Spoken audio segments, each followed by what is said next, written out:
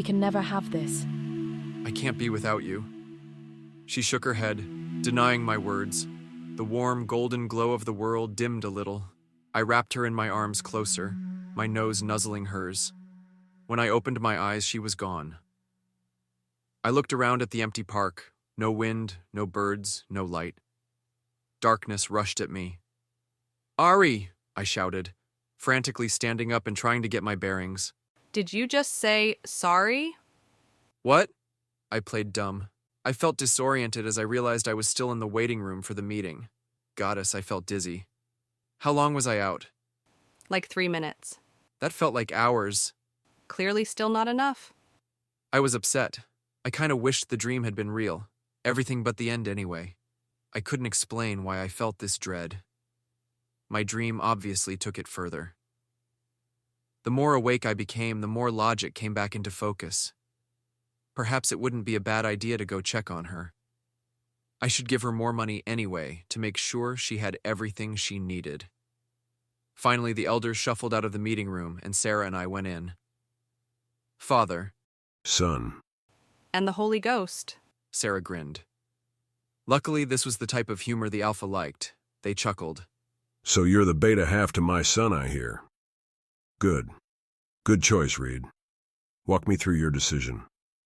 It wasn't between my best friend and the strongest candidate, I clarified. It was between brawn or brains. Layla has the top scores for strength and fighting skills. She's quite brutal. Coupled with her new gift of air manipulation, she was a top contender. But Sarah was gifted with higher creative thinking skills. She can figure out how to get out of tough spots. She has skills I don't have. So I chose her. And the fact that she's your best friend? Made the choice more difficult. This was an important decision. I wasn't going to let my emotions color my judgment. Very good. You thought it out nicely. Clearly a good alpha in the making. But it was Ari. She helped me think it through, like a true Luna. My Luna. And Gamma? I'm trusting my beta to decide who would be best for that job. Not Elliot. Only because he's easily influenced by others. Bribable. She was nodding with every word, trying to be convincing. Not a hard thing to do since she was right. Well, let me know when you've decided. Of course, Alpha. With that, Ian turned his attention to me. What's on your mind? Lack of sleep. Ian seemed to be good with the answer, happy to move on to arranging the ceremony for the transfer of power. The harvest moon is in 20 days. The night before will be the ball. The next afternoon will be the banquet. And then after the ceremony will be the moon run. Now, some guest will be joining us from the other packs. You might even find your mate. Sarah first. Oh no, not me. Well, the search for your Luna is an important one.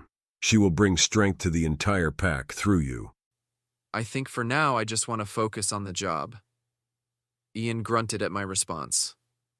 It took an hour, but I was finally released from duty. I felt compelled to check on Ari. The dream only emphasized how worried I was for her. We need her. That's not the point.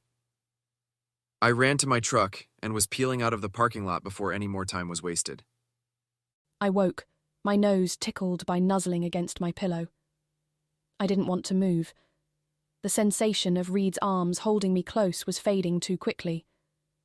It was ridiculous enough that my dreams were unrealistically painting a love between an alpha and a nothing, but for me to miss him so much was even more crazy.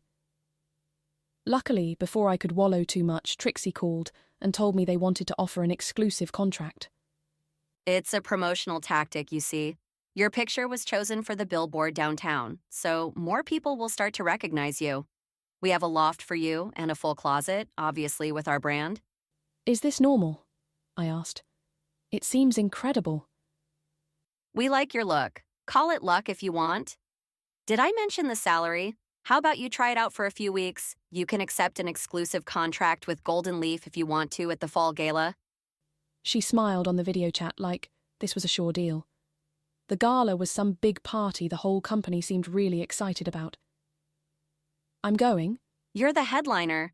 You said you had a loft, but I couldn't impose... We'd want you to stay in our building even in the meantime. It's a security thing. And no offense, girl, but I can smell the musty carpet smell on you in the mornings. You smell like wet dog. It was true. This apartment had a formidable musk. Plus, I was hoping to find a new place soon anyway. All I knew was I was still burdening Reed by staying at this beige hellhole. Getting out of his hair was the least I could do for him after It still choked me up to think how angry and disgusted he got when I kissed his cheek. I had to move on, but it was a big step. Was I really ready? The silence on the phone had gone on for nearly 10 seconds when repeated knocking sounds came from the next apartment, followed by loud moaning. Text me the address. I can leave right now. Ha ha ha, okay, trust me. Your new place is to die for. A limo came to pick me up, and I was moved within the hour. The new place was super nice. Not as big as Reed's suite, but very modern and clean, and soundproof between neighbours. The walk-in closet was filled with their fall lineup. My new life was turning out to be quite posh. The thermostat read a comfortable warmth, but for some reason a deep cold feeling settled in me as I left the beige apartment for the last time. It was still summer outside, so it was strange that this coldness had been growing in me the last few weeks. I hoped I wasn't sick. You're cold? It's because you're skin and bones. Come on, let's fatten you up. Trixie said as she opened the fully stocked fridge. It had a lot of pre-packed foods. You get meal delivery every week. She warmed me a tray before she left me to settle in. It was delicious, but did nothing for that core coldness. I looked through my things, pulling out one of Reed's shirts. Reed's scent calmed me. I hated that I still relied on it to cope. Just holding it eased the chills running down my arms. I went to the shower room where there was a deep tub which I just had to try out. I filled it with hot water and added the scented oils on the shelf. I wanted the musty smell from the last place to wash off for good. As I dipped myself in all the way to my shoulders, I sighed deeper than I ever had in my life. I laughed. Here I thought a warm shower was luxury. I may never be able to live without a deep tub again. My bones warmed up, my muscles relaxed. I forced myself to enjoy a long soak, doing my best to think of all the good things my new life brought me. But there was still ice in my heart. The coldness poked at my fear of abandonment. The hurt from before cautioned me that my new friends, my new work, this new place, it all could choose to kick me out at any time. All I could do was try not to be a burden. As long as I was useful to the Golden Leaf Agency, they would keep me. Hopefully. I zoned out for a while, and I remembered my dream about Reed. I can't believe I made him say all those things. I scolded my subconscious, like he couldn't live without me. I got out. No amount of hot water could warm the void left from where he used to be. I had a good selection of sweaters and wraps, but I put on Reed's shirt, breathing in the last remaining hint of him. I slammed the truck into park and jumped out. The door to the beige apartment wasn't locked. The damn room was empty, just like in my dream.